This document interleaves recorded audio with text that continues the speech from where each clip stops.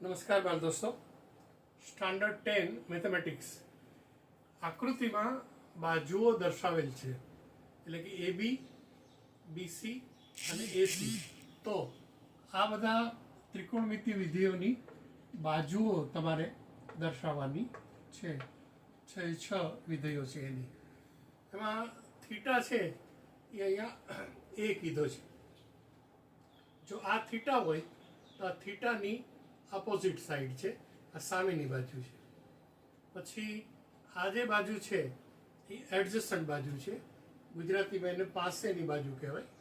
અને આ 90 ડિગ્રીનો ખૂણો છે, એની સામેની આ જે બાજુ છે AC, એને હાઇપોટેનિસ કહેવાય અથવા તો એને કર્ણ કહેવાય. હવે આ વસ્તુ આ વસ્તુ આ વસ્તુ ત્રણ વસ્તુ આપણે જો હોય, આમાં ન્યુમેરિકલમાં નથી પણ બાજુઓ તરીકે છે, તો આપણે કઈ રીતે દર્શાવશું બરાબર ધ્યાન રાખજો. સાઇન A કીધું હોય તો અહીંયા સામે ભાગ્યા કર્ણ એટલે BC બાય AC.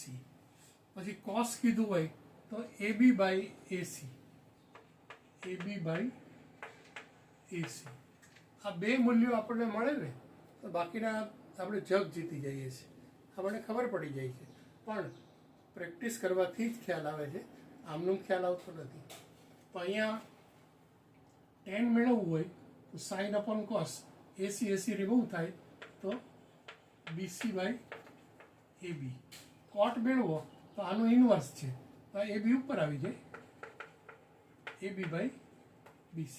હવે કોસેક મેળવવું હોય તો સાઇન જુઓ, સાઇનમાં BC બાય AC છે, AC ઉપર આવે, BC નીચે આવે, તો AC બાય BC. અને સેક મેળવવું હોય તો AC ઉપર આવે, AB નીચે આવે, AC બાય AB. તો આ બાજુઓનો ગુણોત્તર આપણે આવી રીતે મેળવી શકાય. બાલ દોસ્તો, જો સમજાણું હોય અને થોડુંક મગજમાં ઉતર્યું હોય, પ્રેક્ટિસ કરવાથી મગજમાં ઉતરે નહીં એવું તો બનતું જ નથી. ગણિત એ સાંભળો પ્રેક્ટિસનો વિષય છે અને તમને આવડે જ. તમારામાં કેલિબર છે, તમારામાં શક્તિ છે, તમારામાં પોટેન્શિયલ છે, તમારામાં પાવર છે. હું કામ ન આવડે? Please like. Thank you.